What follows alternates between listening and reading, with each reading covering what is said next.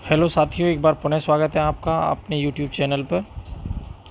आज की जो वीडियो है इलेक्शन से संबंधित annex 11 polling agent relieving agent movement sheet. एक मूवमेंट शीट आपको बनानी पड़ती है जिसमें एजेंट्स के आने जाने का पूरा जो है लेखा जोखा होता है।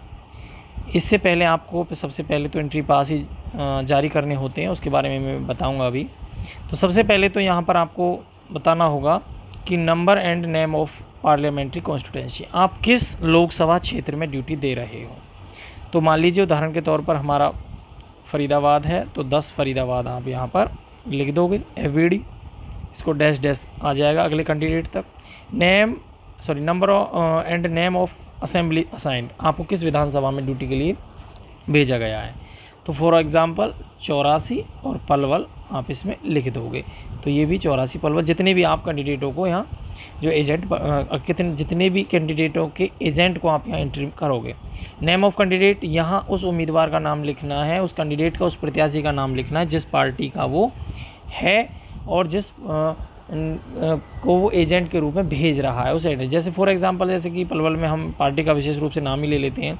जैसे यहाँ कोई एजेंट कांग्रेस पार्टी से आता है तो यहाँ करण सिंह दलाल आ जाएगा, बीजेपी से आता है तो गौरव गौतम आ जाएगा, ठीक है। किसी अन्य पार्टी से आता है तो उसका यहाँ आ जाएगा, ठीक है। आगे निर्दलीय है तो उसका। उसके बाद नेम ऑफ पॉलिटिकल पार्टी, तो यहाँ उस पार्टी का नाम आ जाएगा। यहाँ उम्मीदवार का नाम, जैसे मान लीजिए यहाँ करण दलाल लिख रहे हो तो यहाँ कांग्रेस, गौरव गौतम लिख रहे हो तो यहाँ बीजेपी, ठीक है। यहाँ किसी जजपा और उसका गठबंधन लिख रहे हो असपा का तो उसका, इस तरीके से। Name of polling agent relieving agent, उस एजेंट का नाम लिखना है यहाँ पर। मान लीजिए इसका एजेंट ए है, इसका बी है, इसका सी, तो एजेंटों के यहाँ नाम लिखने हैं। अगर रिलीविंग करना पड़ता तो उसको टाइम पर देखें। उसने मतदान केंद्र के अंदर कितने बजे एंट्री की तो उसका समय आपको लिखना है कि वो मॉक पोल के समय आ गया था तो उसी हिसाब से आपको टाइम लिखना है। लेट आया तो लेट के हिसाब से, जितने बजे भी वो एक्चुअल आया है उससे अपना टाइम लिखें, उस पर यहाँ सिग्नेचर करा लीजिए।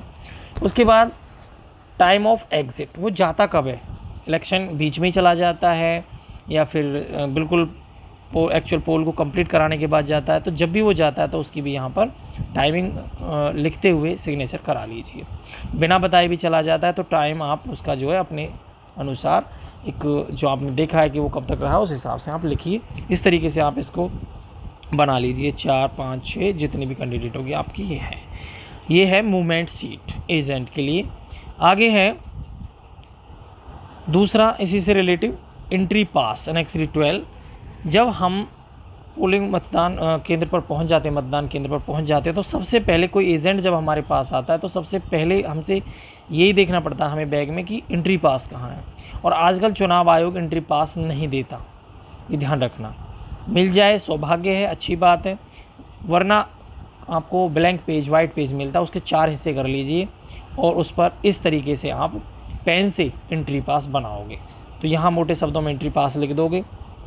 नेम, ये यहाँ असेंबली कॉन्स्टिट्यूंसी का नंबर और नेम लिख दोगे। जैसे मैं अभी बता रहा था 84 पलवल, यहाँ पोलिंग स्टेशन का नाम लिख दोगे। जैसे कि 101 पोलिंग स्टेशन पे हो, G SSS, ठीक है, जो भी गांव का नाम है। नेम ऑफ कैंडिडेट, कि उस एजेंट को किस कैंडिडेट ने भेजा है, उस कैंडिडेट का यहाँ नाम आ जाएगा। खुद एजेंट का नाम क्या है उसका आ जाएगा। अगर वो एजेंट रिलीफ होना चाहता है तो इफ़ एनी, अगर तो यहाँ पर उसकी डिटेल अन्य की आ जाएगी जो दूसरा जोड़ेगा। और यहाँ प्रिजाइडिंग ऑफिसर अपना साइन और मोहर भी लगा दे और एक बंदे को उसको जो है सामने जेब पर, पॉकेट पर, छाती पर लगाने के लिए आदेश जारी कर दे कि आपको ये यहाँ लगाना है, पिनअप करना है, जेब में नहीं रखना। तो इस तरीके से आपके पास जितने भी एजेंट आए उनकी आप एक स्लिप इस तरीके से बनाकर तैयार कर लें। आगे है इसी में दूसरा कि जो आपने डिटेल क्या नाम है एजेंट्स, पोलिंग एजेंट की भरनी है उससे रिलेटिव। तो इसमें क्या है, इसमें है number and name of assembly, वही असेंबली कॉन्स्टिट्यूंसी 84 पलवल, या फिर मैं होडल से हूँ तो 83 जो है Hodal. Number and name of polling station, वही जैसे मैं अभी बता रहा था 101 G SSS इतना, या कोई चौपाल है तो उसका। Total number of contesting candidate, कितने कैंडिडेट प्रतिभागी भाग ले रहे हैं। तो यहाँ आपको ध्यान रखना है कि मान लीजिए जैसे आपके विधानसभा में 14 कैंडिडेट भाग ले रहे हैं तो 14 कैंडिडेट प्लस में 1 लिख के 15 लिख दीजिए। ये जो 1 लिखा है ये मैंने नोटा लिखा है, ठीक है। अगर आपके 10 हैं, 10 प्लस में 1 यानी कि विद नोटा भी आप कैंडिडेट को अलग लिखें, प्लस में 1 नोटा करके जब बराबर लिखें। Detail of entry past issue to polling agent. अब पोलिंग एजेंट को जो भी आपने एंट्री पास इशू की है तो उसकी डिटेल आपके सामने नीचे है। तो यहाँ सबसे पहले कैंडिडेट का नाम लिख दीजिए जिस पार्टी के उम्मीदवार ने उसको भेजा है, ठीक है। फिर क्या आपने उसको पास जारी किया, यस लिख दीजिए और यहाँ पोलिंग एजेंट के साइन करा लीजिए। इस तरीके से अगर आपके पास 5-7 जो भी कैंडिडेट एजेंट को भेजते हैं तो उनकी डिटेल यहाँ पर 1 2 3 करके नाम लिख के सीरियल नंबर यहाँ डाल सकते हो, डालना चाहो तो, वरना सिंपल अपन उनका नाम के लिख के यस जारी किया है उनके साइन करा लें।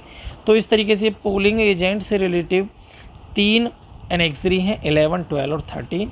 इसको ज़रूर ध्यान से भरें क्योंकि यह सबसे पहला काम एजेंट को जो है अपने बूथ पर बुलाना या उसको शामिल करना या उसको एजेंट बनाने का होता है। तो अगली वीडियो में फिर मिलते हैं, तब तक के लिए आप चैनल से जुड़े रहें। धन्यवाद।